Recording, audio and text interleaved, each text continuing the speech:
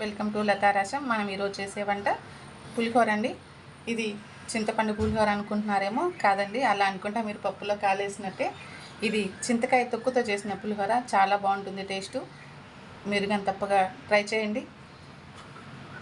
Process చూసేద్దాం. First ఒక like చేయండి. నూనె వేడెక్కిందండి. శనగగుండు వేసుకుందాం.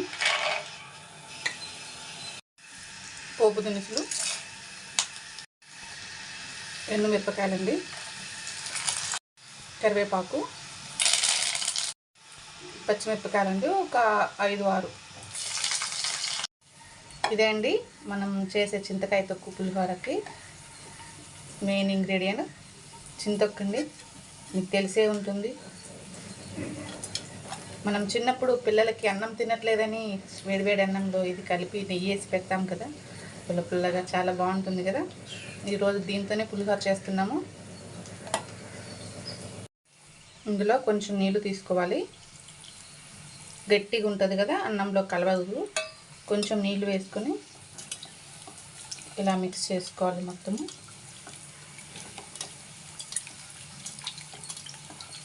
ఇలా మిక్స్ చేసుకుంటే దాంట్లో పీచు అంతా ఉంటుంది కదండి, అది తీయటానికి మనకు కంఫర్ట్గా ఉంటుంది, మంచిగా ఉంటుంది. చాలా బాగా తింటారండి పిల్లలు. చింతపండు పులిహోర చూసుంటారు, నిమ్మకాయ పులిహోర చూసుంటారు, ఇలా ఎప్పుడు చూసుంటారు కదా. చాలా బాగుంటుంది. మీరు కానీ తప్పక ట్రై చేయండి. కొత్తగా వెరైటీగా ఉందనుకుంటున్నారా? చాలా బాగుంటుందండి.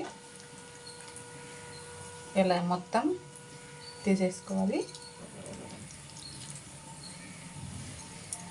దీన్ని మళ్ళీ మీరు పచ్చళ్ళు కానీ వాడుకోవచ్చండి. ఇలా తీసేసుకొని ఒక దాంట్లో పెట్టుకున్నాం.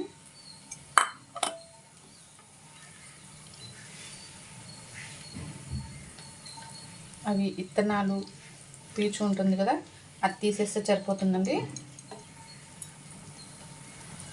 ఇది మనకు పులిహోరకి సరిపోతుంది.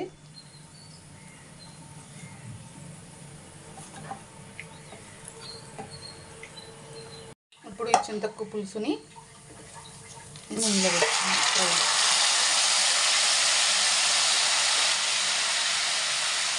ఇందులో ఆల్రెడీ చింతొక్కులో కొంచెం ఉప్పు ఉంటుంది కదండి, మనం కొంచెం ఉప్పు వేసుకుందాం. కాస్త పసుపు. ఇది కొంచెం చింతపండు ఉడికినట్టు ఉడకాలండి, ఒక 5 నిమిషాలు. అప్పుడు టేస్ట్ చాలా బాగుంటుంది.